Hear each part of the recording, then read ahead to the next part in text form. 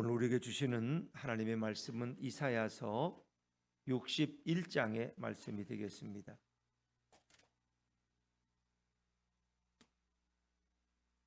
구약 성경 1042쪽입니다.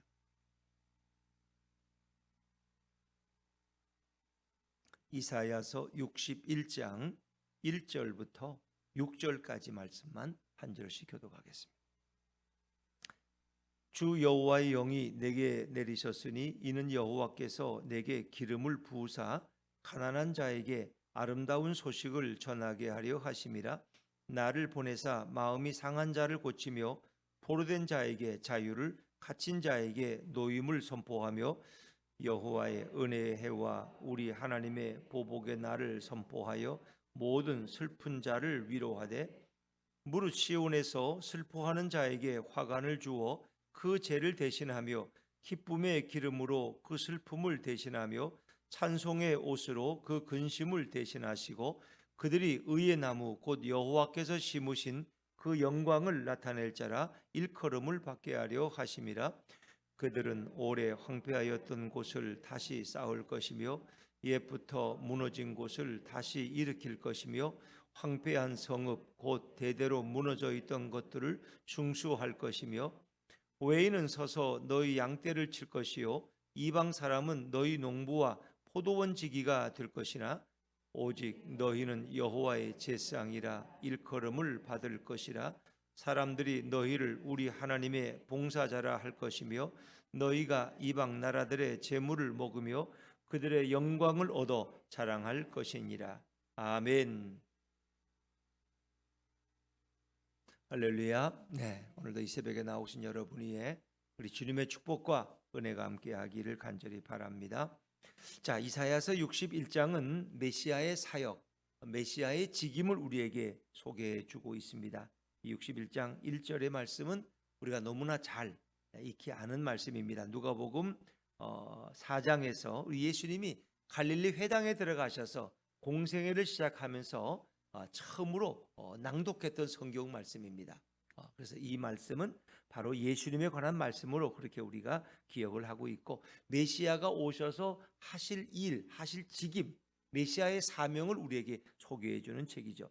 자, 그런데 이제 근본적으로 보면은 우리가 이사야가 예언하던 시대로 보면은 마치 이사야에게 하나님의 말씀이 임한 것으로 읽을 수 있어요. 표면적으로는 그래요. 또 이 배경을 보면은 이스라엘 백성이 바벨론 포로로 아직 끌려가 있는 상황, 그들이 포로로서 70년을 채우지 못하고 아직 복역 중에 있는 때에 하나님께서 이사야를 통해서 말씀하시는 거예요. 그러니까 표면적으로 1차적으로 볼 때는 이사야에게 임한 하나님의 말씀이에요. 네, 그러나 이제 이 말씀은 근본적으로는 바로 메시아가 오셔서 해야 될 일들을 우리에게 보여주고 있는 것이죠. 자, 이사야 61장 1절 말씀을 한 번 더 다시 한번 읽겠습니다. 시작. 주 여호와의 영이 내게 내리셨으니 이는 여호와께서 내게 기름을 부으사 가난한 자에게 아름다운 소식을 전하게 하려 하심이라. 나를 보내사 마음이 상한 자를 고치며 포로된 자에게 자유를, 갇힌 자에게 노임을 선포하며. 자, 주 여호와의 영이 내게 내리셨다. 내게, 이건 이사야 자신을 가리켜요. 역사적으로 보면은 이사야가 예언을 하고 있으니까 지금 하나님의 대언자로서 이사야가 예언하고 있어요. 여호와여, 성령이 내게, 이사야 자신에게 내리셨다. 이제 이런 말씀으로 그래서 이사야를 통해서 하나님 이스라엘 백성에게 주시는 말씀으로 1차적으로 읽을 수 있습니다. 여호와께서 내게 기름을 부으셔서 가난한 자에게 아름다운 소식을 전하게 하여. 가난한 자는 이제 겸손한 자지만 빈핍한 자, 고통 중에 있는 자. 그러니까 이스라엘 백성은 지금도 바벨론 포로 가운데 아직도 묶여 있는 거예요. 노예로. 이제 그들에게 전할 아름다운 소식을 전하게 하기 위해서 하나님이 나를 세우셨다는 거예요. 그래서 그들이 들을 가장 아름다운 소식은 뭐예요? 구원의 소식이고 해방의 소식이. 너희가 포로에서 이제 다시 예루살렘으로 돌아오게 된다는 소식이죠. 그래서 나를, 이사야를 보내서 어떻게 마음이 상한 자를 고치며, 마음이 찢어지는 자들, 70년 동안 종살이 하면서 그 마음이 오죽했겠어요. 그들의 마음을 회복시키시는 그 소식을 전하게 합니다. 나를 보내사 마음이 상한 자를 고치며 포로된 자에게 자유를. 지금 그들은 포로되어 있어요. 바벨론의 포로. 그들에게 자유를 주기 위한 하나님 말씀. 또 갇힌 자에게 노임을 선포하며. 갇혀 있다는 의미도 뭐 같은 포로된 의미지만 정말 그들이 갇힌 자라는 또 다른 의미에서는 그들이 소경된 자에게 보게 됨을, 이런 의미도 가지고 있습니다. 그래서 하여튼 그들이 미래를 보지 못하고 그죠? 소경된 자는 자기밖에 모르는 거죠. 앞을 미래를 보지 못하니까. 그리고 이 죄와 사망 가운데 갇혀 있는 자들에게 진정한 자유를 주기 위해서 하나님이 나를 택하셨다. 자, 그러나 이제 예수님이 이 61장 1절 말씀을 갈릴리 나사렛 회당에서 자신의 말씀으로 선포하셨기 때문에, 왜? 성경의 최고의 완벽한 해석자는 누구예요? 바로 예수님이에요. 그래서 예수님의 해석에 의하면 이것은 자신에게 주신 메시아의 사역의 말씀이다. 예수님은 자신이 와서 해야 될 일들을 바로 이 말씀으로 인용하신 거예요. 그래서 이 말씀은 이사야 시대에는 이사야에게 주신 말씀으로 표면적으로 읽지만 우리가 궁극적으로는 메시아의 사역, 메시아의 직임을 가리키는 말씀이다. 근데 또 하나 이제 우리가 주목할 게 있어요. 1절에 보니까 여기에 삼위일체 하나님이 드러난다는 걸 아시죠? 1절 말씀에는. 자, 먼저 성령이 어디 계셔요? 주 여호와의 영이, 성령이 임하신 거예요. 성령이 계셔. 그리고 네개는 누굴 가리키는 거예요? 예수님. 그러니까 성자 하나님이 여기 계셔요. 네개. 하나님 말씀이 네개. 그리고 이는 누가 하신 말씀이에요? 여호와께서 말씀. 여호와께서. 하나님, 성부 하나님이 드러나는 거예요. 성부, 성자, 성령이 다 동시에 드러나는 말씀이 바로 이사야 61장 1절 말씀. 그만큼 메시아가 하나님이신 예수님이 인간의 몸을 입고 이 땅에 오셔서 우리를 죄에서 구원할 그 메시아의 사역이 매우 중요한 것이죠. 주님이 오신 목적은 바로 이것 때문에 오신 거예요. 주 여호와의 영이 내게, 메시아에게 내리셨으니 여호와께서 내게 기름을 부으사. 이 기름을 붓는다는 것은 제가 전에도 이제 말씀드렸지만 구약에서 기름 부음을 받는 직임이 세 가지가 있어요. 저는 왕이 될 때 기름 부음을 받아요. 또 두 번째는 제사장이 될 때 기름 부음을 받아요. 기름을 받아요. 세 번째는 선지자가 될 때. 그러니까 예수님은 바로 이 삼중직이에요. 그분은 왕이시고, 그분은 대제사장이시고, 선지자이시고. 이거는 메시아에 관한 말씀이다. 메시아에 관한 말. 그래서 우리가 그렇게 읽을 수 있고, 또 이것은 뭐 틀림없이, 왜? 예수님이 누가복음 4장 19절부터 자신에 관한 말씀으로 이것을 갈릴리 회당에서 선포하셨어요. 그래서 우리는 여기에는 의심의 여지가 없다. 그래서 메시아, 예수님이 오셔서 하실 사역을 너무나 분명하게 우리에게 보여주고 있다.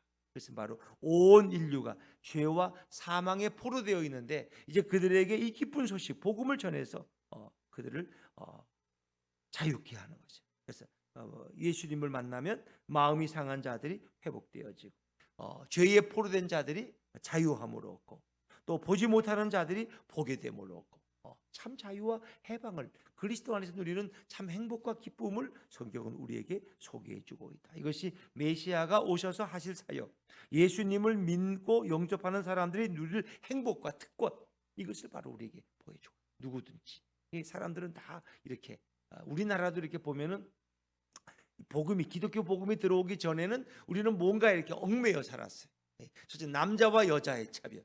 여자는 좀 이렇게 열등하고, 남자는 좀 이렇게, 그래서 여인네들은 늘 남자에 비해서 늘 열등하게. 우리나라에 그래서 서당에도 뭐 딸들은 못 보냈잖아요. 다 아들들만 보냈지. 서당에도 돈이 있어 서당에 보내도, 학교에 보내도. 그러나 이제 기독교가 들어와서 여성들을 위한 학교가 세워지고 이런 거. 이 여성에 대한 차별이 차별. 그러니까 우리가 가지던 잘못된 남성 중심의 가부장적 전통관에서 이제 여성도 우리 남성과 똑같은 하나님의 창조된 사람들이다 하는 것을 이제 기독교가 들어와서 바꿔주는 거 아닙니까? 이런 잘못된 구습들을 철폐하고. 그래서 우리가 예전에는 너무나 잘못된 그런 미신, 귀신에 의해서 뭐 이사를 가도 그냥 못 가.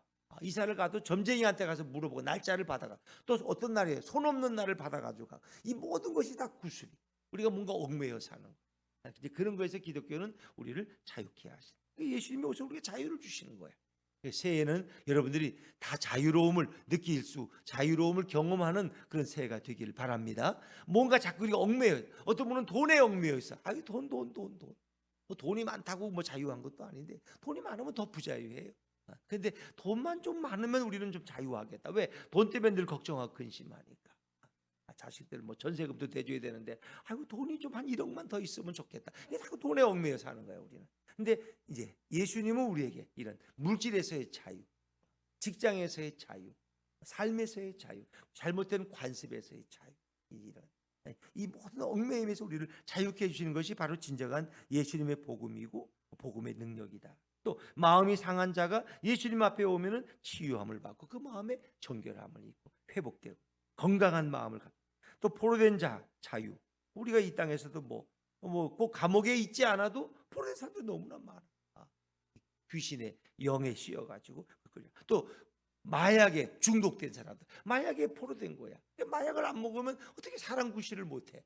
또 알코올 중독돼. 이게 다 이게 뭔가의 억압, 자유를 잃어버린 포로된 인생들이죠. 중독된 인생들. 그들에게 진정한 기독교의 복음만이 진정한 자유를 줄 수 있다 하는 것을 봅니다. 또 우리는 하늘을 보지 못하고 세상의 것에만 보는데 정말 우리 눈을 열어서 영원한 천국을 볼 수 있는 그 영의 눈을 열어주시는 분이 바로 우리 예수님이시다. 그래서 우리 기독교의 누리는 자유라는 것은 세상의 어떤 것과도 비교할 수 없는 것이다. 그렇죠?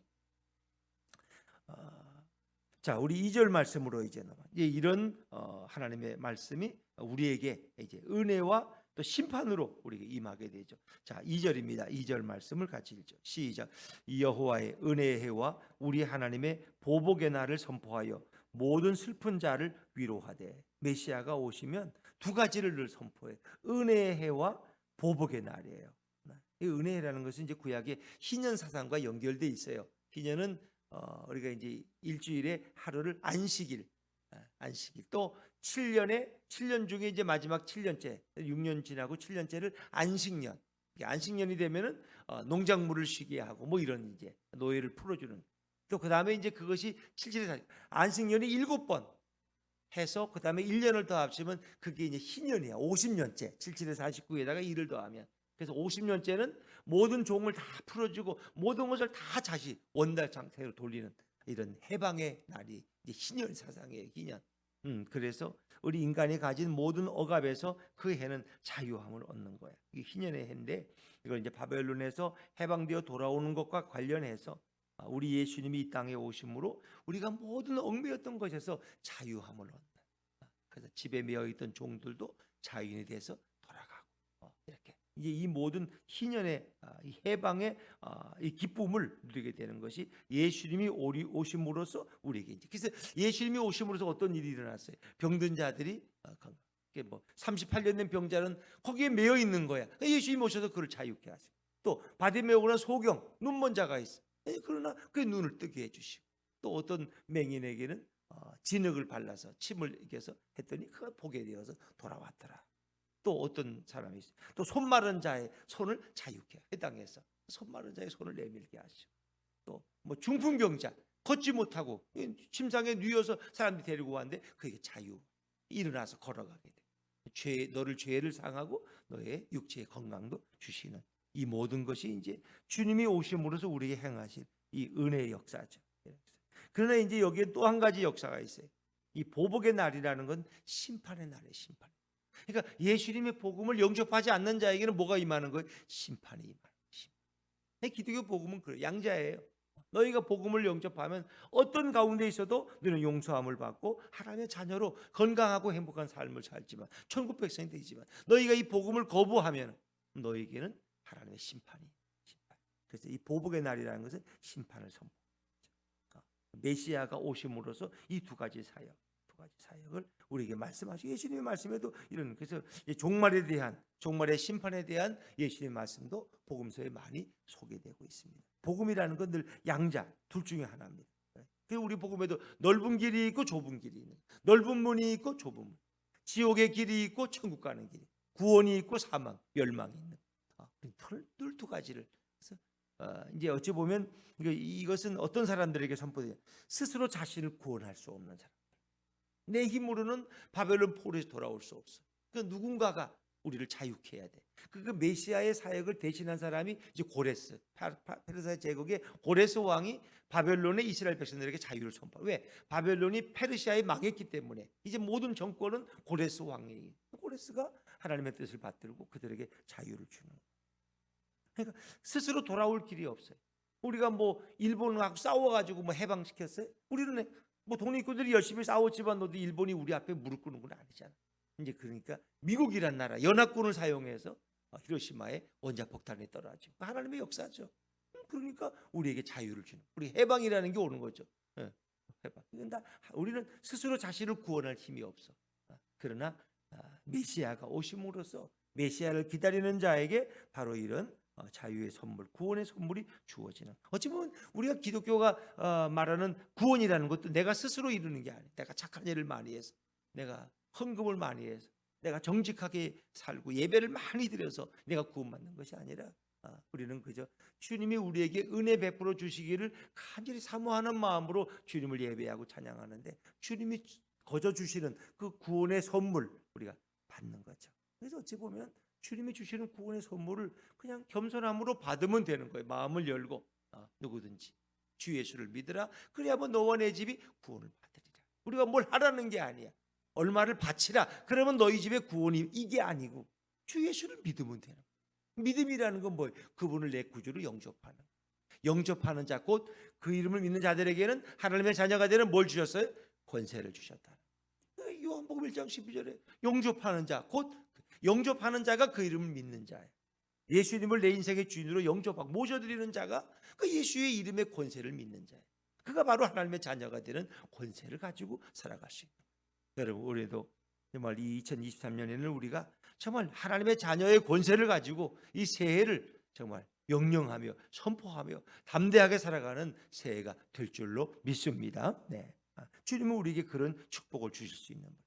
자, 그리고 이제 이렇게 메시아가 오심으로써 결과적으로 어떤 일이 우리에게 일어났느냐? 자, 3절의 말씀으로 넘어가서 같이 읽으신 3절입니다. 시작.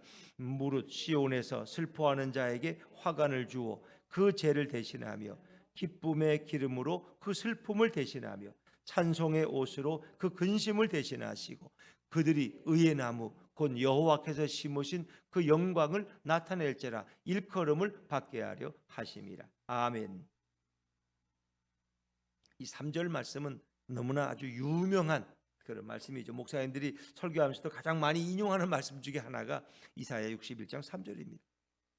시온에서 슬퍼하는 자에게 화관을 주어 그 죄. 시온이라는 건 예루살렘, 시온산, 시온성, 예루살렘에 그 슬퍼하는 자들. 왜? 바벨론 포로로 다 끌려가고 뭐 폐허가 되었는데 거기서 그 슬픔에 있는 자들에게 화관을 준다는 그 화관이라는 것은 아름답고 화려한 관이에요. 아름답고 화려한 관을 그의 머리에 씌워 주신다는 것은 그의 인생을 바꿔주는 거예요. 그래서 이제는 그 죄를 대신해. 우리가 보통 죄를 짓고 뭐 나라가 망하면 죄를 뒤집어서 머리에 죄를 뒤집어 쓰고 나는 이제 망했다고 이렇게 이제 부르짖고 이제 회개하는데 이제 그 슬퍼하는 자들에게 기쁨의 화관, 아름답고 화려한 관을 씌워준다는 것은 그들의 인생을 바꿔주신다. 이제 시온의 그 울부짖음이 있고 그 신음소리가 있던 예루살렘 성에 이제는 기쁨의 노래가 올려지고 하나님 앞에 영광스러운 찬양이 바꿔질 것을 말씀하는 거죠. 그러니까 진짜 복음이라는 건 얼마나 놀라운가. 어떤 사람이 예를 들면 뭐 맨날 밖에도 안 나가, 집에는 커튼을 치고 햇빛 들어오면 싫고 사람들도 안 만나고 밥도 잘 안 먹고 몸은 빼치기만 말고 얼굴은 촉촉해지고 뭐예요? 그리고 그냥 자놓으면 술로 이 해결을 하고 얼마나 불쌍한 인생이에요.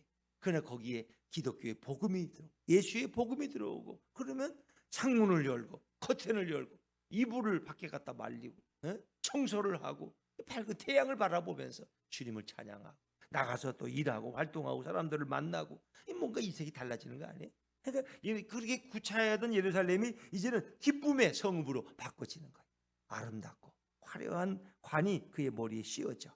그래서 그 죄를, 머리에 쓰는 죄를 대신하고 기쁨의 기름으로 그 슬픔을 대신하며. 예전에 기쁨의 기름이 옛날 성경에는 혹시 뭐라고 표현되는지 아세요? 희락의 기름, 희락의 기름으로 그 슬픔을 대신한다. 희락이 즐거워, 기쁨. 그러니까 그 슬픔 가운데 있던 그들에게 이제는 기쁨이 충만한 삶으로 바꿔지는 거예요. 찬송의 옷으로 그 근심을, 그래서 그냥 근심 가운데 있던 사람들이 이제는 찬송의 옷을 입는다는 것은 그냥 하나님을 찬양하며 즐거워하고 감격하고, 우리 인생은 어찌 보면 그런 거예요. 예수를 정말 영접한 사람들은 하루하루가 늘 새롭고 기쁘고 설레이고 감격스러운 거예요. 그래서 입에선 찬송이 흘러나오고, 그렇죠? 즐거워. 오늘도 주님이 주신 이 하루 행복하게 살아가자, 할렐루야 하고 시작하는 거예요. 그러나 그냥 우울함으로, 아이고 오늘도 허리가 쑤시고, 오늘은 또 어떻게 그냥 빚쟁이가 안 올려나 이래가지고, 또 누구를 만나면 또 아이고 꼴도 보기 싫은데 그 사람 안 만나길 제일 바라고 그냥 용서하면 되는 거야. 용서하면 같은 아파트 통로에서 매일 만나는데 용서하고 또 인사하고 화해하면 되는 것이지, 그거 그냥 피해 다니고. 예를 들면 말이에요, 직장에 나가도 보기 싫은, 꼴 보기 싫은 사람이 한두 명이 아니야. 아유 그놈 때문에 직장에도 나가기 싫고 뭐 사는 재미가 없어. 이제 그런 것에 우리는 자유해져야 돼.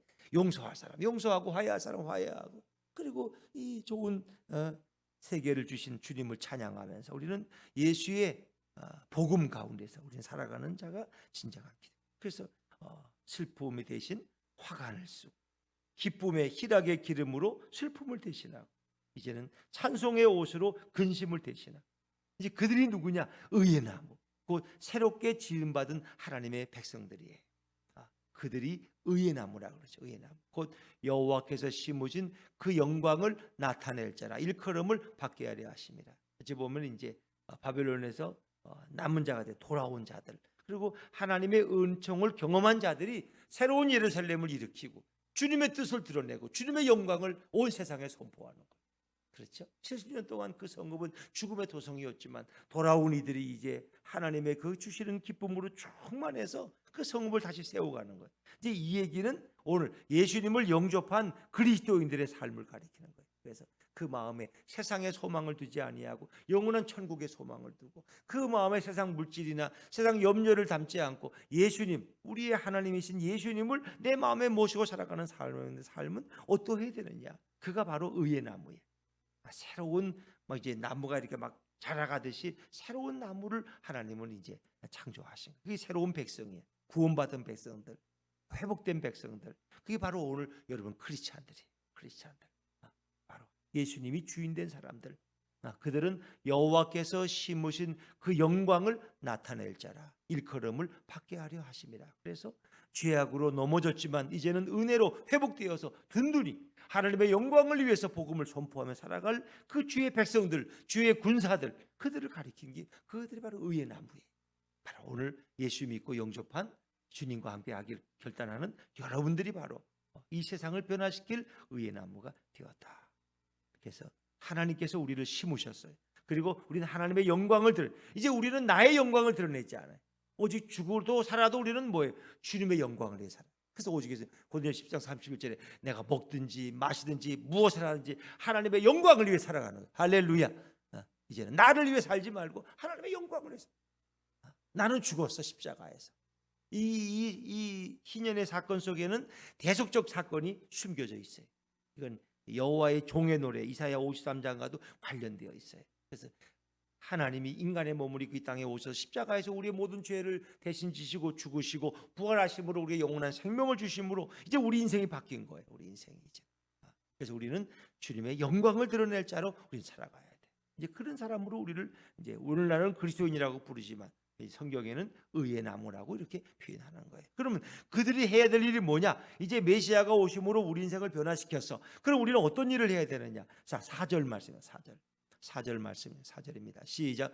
그들은 오래 황폐하였던 곳을 다시 쌓을 것이며 옛부터 무너진 곳을 다시 일으킬 것이며 황폐한 성읍 곧 대대로 무너져 있던 것들을 중수할 것이며. 이것은 이제 1차적으로는 바벨론에서 돌아온 백성들이 그 황폐되었던 예루살렘 성을 다시 무너진 성을 다시 쌓고 무너진 곳을 다시 일으키고 황폐한 성읍, 그 무너져 있던 것을 다시 중수해서 아름다운 성곽으로 다시 해서 이렇게 그 나라를 다시 세워나가는 거죠. 이것이 어찌 보면 또 우리 그리스도인들이 해야 될 일이. 코로나로 인해서 우리의 많은 예배 재단들이 무너지고 교회가 허물어지고, 그런데 우리는 다시 이제 이것을 일으킬 사명이 우리에게 있는 것이죠. 그리스도를 모신 사람은 내 주위에 하나님을 알지 못하는 이런 황폐한 성읍들을 다시 이렇게 세우는 사명들을 가지고 있는 거죠. 자, 그리고 이제 이 돌아온 백성들이 받을 축복, 또 그리스도인들이 누릴 특권을 5절 6절에는 설명하고 있는데, 자, 먼저 5절을 먼저 읽죠. 5절입니다. 시작. 외인은 서서 너희 양떼를 칠 것이요 이방 사람은 너희 농부와 포도원 지기가 될 것이나. 아멘. 1차적으로는 이제 바벨론 포로에서 돌아온 그 이스라엘 백성들이 정말 초라하지만, 그러나 이제 열방에 많은 흩어진 사람들이 모이고 또 이방인들도 와서 오히려 이스라엘 재건에 도움을 줄 것이라는 거예요. 외인들, 이스라엘 사람이 아닌 외인들도 와서 너희 양떼를 치는 일을 도와줄 것이라는 거예요. 예? 이게 하나님의 도움이죠. 이방 사람들이 너희 농부와 포도원 지게 될 것이다. 그래서 하나님이 이스라엘을 아주 귀하게 사용하시는 거예요. 오늘 이 땅의 그리스도인들, 그래서 뭐 누구를 부려먹는 이런 위치가 아니라 하나님이 하나님의 백성들을 정말 존귀한 자리에 세워 주신다는 거죠.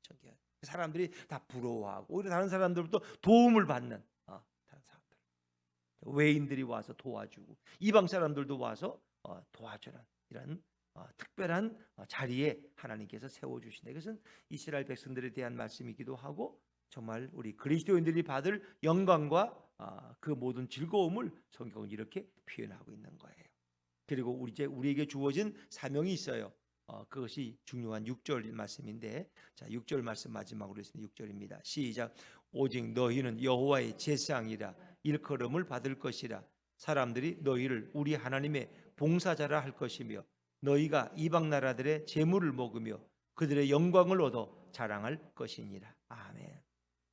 너희는 여호와의 제사장이라. 이 말씀은 출애굽기 19장 6절에 나오는 말씀이에요. 모세가 시내산에서 이스라엘 백성을 기다리게 하고 시내산에 올라가서 하나님을 만났을 때 하나님께서 이제 율법을 받은 백성은 어떤 백성인데, 이스라엘은 여호와의 제사장일 거예요. 그러니까 이 이스라엘 민족, 히브리 민족을, 유대인들을 여호와의 제사장 민족으로 삼으신 거예요. 그래서 하나님이 그들에게 이런 계시를 주시고 그들을 통해서 이 복음이 이방에 전달되도록 했는데, 이스라엘은 그 사명을 잘 감당했어요, 못했어요? 감당했어요, 못했어요? 감당을 못한 거예요. 하나님의 제사장의 백성이 되는데 제사장처럼 살지를 못했어. 그들은 제사장의 백성이 돼서 온 이방에 복음의 등불을 비춰야 돼. 너희는 나의 등이야. 그 율법을 이제 또 세상에 비추는 그런 율법의 등이기도 하고, 그런데 하나님의 말씀을 세상에 비추지를 못하기는, 뭐 비추기는커녕 우상 숭배에 빠져 하나님을 외면하고 오히려 바알과 아세라성을 숭배하고, 성전에서는 이방 신당들을 섬기고 인신 제사를 하고 자기 자식들을 갖다가 우상에 갖다 바치고 별 희한한 짓을 다 해서, 그래서 그들은 어찌 보면 하나님께 버림받은 자들. 지금도 메시아를 기다리고 있는 자들이 바로 이스라엘 유대인들이에요. 그런데 이 말씀은 오늘 모든 이 땅에 예수 그리스도를 영접한 크리스찬들에게 해당되는 말씀. 우리는 다 하나님의 여호와의 제사장으로. 그래서 베드로전서 2장 5절에 보면 우리를 뭐래요? 너희는 왕 같은 제사장들이요, 거룩한 나라요, 그의 소유된 백성이니. 그런 말씀이 나오죠. 우리 모든 그리스도인들은 이 제사장이라는 것은, 제사장은 하나님 앞에 나아갈 수 있는 자가 제사장이라는 거 아세요? 그러니까 다른 일반 백성들은 하나님 앞에 못 나가. 성별된 제사장만이 하나님의 성소와 지성소에 들어가서 하나님 앞에 기도하고 그 제물을 드릴 수 있는 거예요. 그러니까 제사장은 중보자예요. 하나님과 이스라엘 백성, 죄악된 이스라엘 백성 사이에 중보자가 돼서 그들을 화해시키고 그 뜻을 전하고, 이제 이게 제사장의 역할이에요. 그러니까 오늘 이 땅의 그리스도인들은 우리 누구나 하나님 앞에 예배로 나아갈 수 있고 기도로 나아갈 수 있는, 이게 우리를 그런 의미에서 제사장이라고 부르는 거예요. 제사장. 그리고 우리가 누군가에게 복음을 전하면 그 사람과 하나님 사이를 이어주는 거예요. 우리가 전도자가 되면 우리 제사장의 역할을 감당. 누군가에게 복음을 전하고 그리스도의 사랑을 전하고, 우리가 누군가를 만나서 복음을 전할 때 그 영혼의 어둠이 떠나가고 마귀 악령들이 떠나가고 그가 진정 빛된 삶, 행복한 삶을 살아가게 만든 그런 의미에서 우리는 여호와의 제사장이라. 너희는 왕 같은 제사장들, 일컬음을 받을 것이다. 그래서 베드로가 베드로전서 2장 7절에 그렇게 그 말씀을 인용하죠. 또 사람들은 너희를 우리 하나님의 봉사자다. 그러니까 하나님의 봉사자, 그러니까 하나님의 성전에서 일하는 자들이에요. 우리는 다, 우리 모든 그리스도인들은 다 하나님의 일꾼이고 하나님의 제사장으로 쓰임받는, 그래. 하나님의 봉사자들. 이건 뭐 어떤 특별한 사람들만이 아니라 이제는 이 시대에는 모든 그리스도인들은 다 하나님의 일꾼이 되고 하나님의 손이 되고 하나님의 귀가 되고 하나님의 눈이 되는 이제 그런 하나님의 봉사자라고 우리는 부름받는다. 그래서 우리가 세례 받을 때 보면 세례 받고 나서 뭐 주일 성수, 기도생활, 11조 말하지만 그 중에 하나가 봉사예요. 봉사. 이제 봉사. 왜?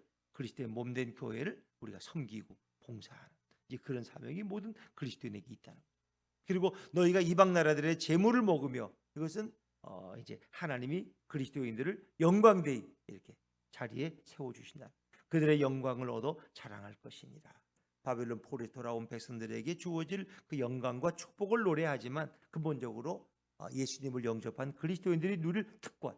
그래서 우리의 모든 필요를 채우시는 예수님이 계시잖아요. 그렇죠? 이방 사람들 다른 사람의 영광을 뺏어오는 것이 아니라 하나님이 누군가를 통해서 우리의 필요를 채워주시고 우리를 존귀한 자리에 세워주시고 이 땅에서도 주님의 자녀로 살게 하시고 천국에서는 가장 존귀한 자리에 우리를 앉혀주시는 거죠. 이 그리스도인의 특권이 얼마나 놀라. 그래서 그리스도인의 자리는 누구도 부러워해요. 천사도 부러워해요. 천사도 우리 그리스도를 부러워. 그러니까 예수님을 모시고 살아가는 것이 얼마나 놀라운 축복인가를 우리가 한번 깊이 생각하고 새해도 우리 예수님을 내 인생의 주인으로 모시고 예수님과 함께 걸어가는 시퍼렇게 살아계신 예수님이 오늘도 여러분과 대화하기를 원하고 여러분과 교제하기를 원하고 여러분을 통해서 영광 받기를 원하시고 얼마나 기분이 좋으실까. 며느리나 아들이 와가지고 이제 설이 되고 있지만 부모님이 나를 위해서 얼마나 수고하시고 얼마나 애쓰신 걸 인정해드리고 정말 너무 고맙다고 난 생각하면 우리 어머니만 생각하면 눈물이 나고 우리 아버지만 생각하면 이 은혜를 어떻게 갚을지 모르겠다고 고백하면 여러분 한 해 동안 너무 이렇게 마음이 설레고 기분 좋지 않겠어요? 주님도 마찬가지. 내가 예수님의 은혜로 살고 내가 주님 때문에 살고 주님이 도우시니까 내가 한 해도 잘 살았고 새해도 이렇게 살 겁니다 하고 고백하면 예수님이 얼마나 기뻐하시겠어요. 이거는 이제 없는 신에게 이야기하는 게 아니라 시퍼렇게 살아서 지금도 여러분 옆에 계시고 성령으로 우리에게 임재해 계신 그 예수님과 대화하면서 그분에게 감격하며 그 감사를 고백하며 살아가는 생이 얼마나 행복한 삶이냐.